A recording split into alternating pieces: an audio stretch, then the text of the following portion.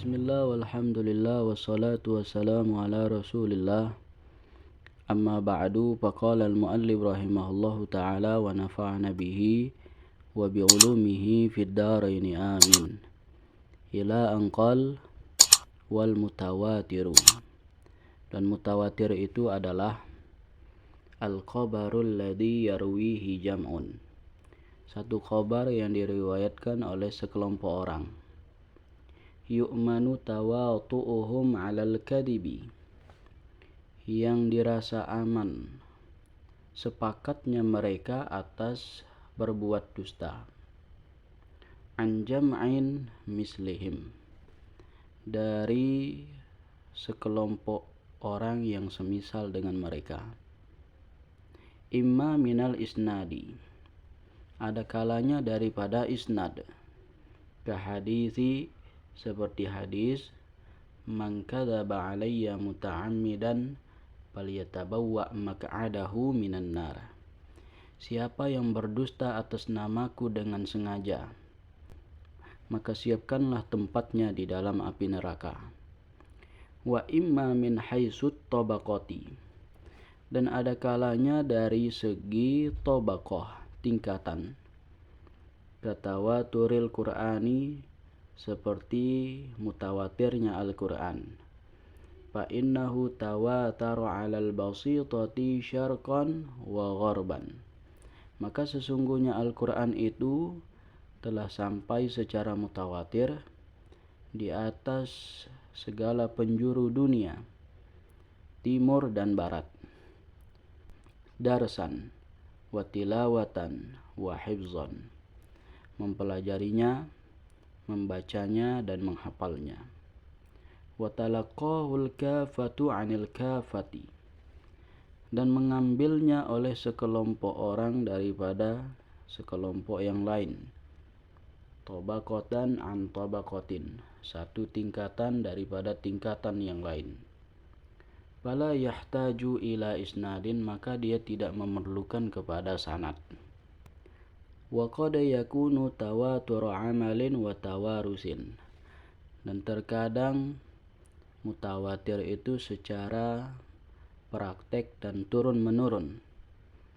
Katawaturil amali ala syai'in, seperti mutawatirnya satu amalan, satu pekerjaan atas sesuatu, min hasrin nubuwati ilal ana, dari masa kenabian sampai sekarang. Au tawaturi ilmin, atau mutawatir secara informasi. Katawaturil mu'jizati, seperti mutawatirnya mukjizat-mukjizat. Fa inna mufradatiha, maka sesungguhnya masing-masing mukjizat itu, wa in kana ba'duha ahadan, yang walaupun sebahagiannya adalah hadis ahad, lakin al-qadarul mushtaraku minha mutawatirun qat'an, akan tetapi kekuatan yang terkumpul darinya adalah mutawatir secara qat'i. Fi ilmi kulli insanin muslimin, pada pengetahuan setiap seseorang muslim. Pada pertemuan yang lalu telah kita sampaikan bahwa di antara orang-orang yang boleh kita lontarkan tuduhan kekafiran kepada mereka adalah orang-orang yang mengingkari sesuatu yang telah sampai secara mutawatir. Maka di sini As-Sayyid Muhammad bin Alawi Al-Maliki Al-Hasani menjelaskan apa yang dimaksud dengan mutawatir. Beliau menjelaskan mutawatir itu adalah satu khabar yang diriwayatkan oleh sekelompok orang yang tidak dikhawatirkan mereka bersepakat untuk berdusta. Itulah yang dimaksud dengan mutawatir. Nah, kemudian mutawatir itu ada beberapa macam. Macam yang pertama adalah mutawatir secara isnad. Kemutawatirannya dilihat dari segi sanadnya. Seperti apa contohnya? Seperti keberadaan hadis man kadzaba alayya muta'ammidan falyatabawwa maq'adahu minan nar. Nah, ini hadis telah sampai kepada kita secara mutawatir. Kemutawatirannya dilihat dari segi sanadnya. Sehingga kalau seandainya ada orang yang mengingkari keberadaan hadis ini, maka dia dihukumi kafir. Kemudian macam yang kedua yaitu mutawatir secara tobaqoh. Mutawatir secara tingkatan. Artinya kemutawatirannya dilihat dari segi tingkatan perawi. Seperti apa contohnya? Seperti kemutawatiran Al-Quran. Nah, Al-Quran itu telah sampai kepada kita secara mutawatir. Al-Quran itu telah sampai secara mutawatir membentang ke seluruh penjuru dunia dari timur ke barat. Sehingga kalau seandainya ada orang yang mengingkari keberadaan Al-Quran, maka dia dihukumi kafir. Sebab Al-Quran telah sampai secara mutawatir. Kemutawatirannya dilihat dari segi tingkatan perawi. Baik cara mempelajarinya, ataupun cara membacanya, ataupun cara menghafalnya. Masing-masing tingkatan, masing-masing kelompok mengambil Al-Quran itu dari segi mempelajari, membaca, dan menghafal kepada tingkatan orang yang berada di atasnya. Mengambil Al-Quran kepada orang yang tingkatannya berada di atasnya, sampai kepada Rasulullah SAW. Nah, sehingga kalau seandainya ada orang yang mengingkari keberadaan Al-Quran, maka dia dihukumi kafir.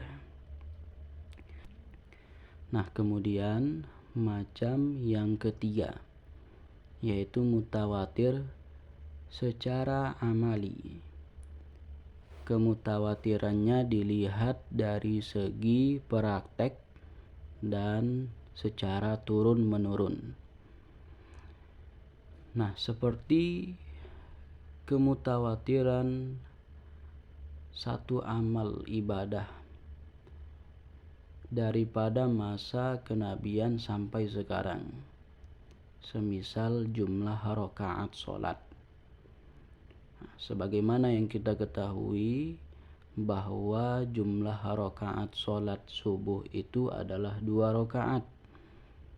Sholat zuhur itu adalah 4 rakaat. Kemudian sholat asar itu 4 rakaat. Sholat maghrib 3 rakaat. Dan sholat isya itu 4 rakaat.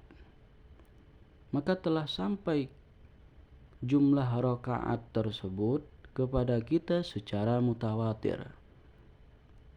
Kemutawatirannya dilihat dari segi praktek dan turun-temurunnya. Secara turun-temurun, sholat subuh itu dilakukan 2 rakaat. Sehingga kalau seandainya ada yang mengingkari sholat subuh itu 2 rakaat, maka dia dihukumi kafir. Sebab keberadaan sholat subuh itu 2 rakaat sampai kepada kita secara mutawatir. Orang yang mengingkari sesuatu yang telah sampai secara mutawatir, maka dia dihukumi kafir. Kemudian macam yang keempat mutawatir secara ilmi.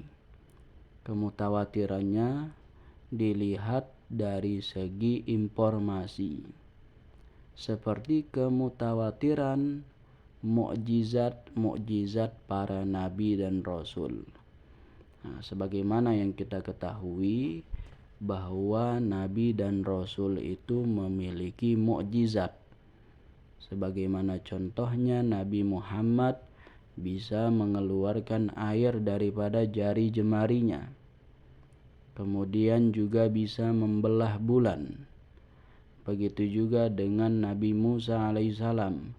Di antara mukjizatnya adalah membelah lautan dan sebagainya. Maka cerita-cerita mukjizat itu telah sampai kepada kita secara mutawatir. Kemutawatirannya dilihat dari segi informasi. Sehingga bagi orang yang mengingkari keberadaan mukjizat-mukjizat tersebut, maka dia juga dihukumi kafir. Wallahu a'lam bishawab.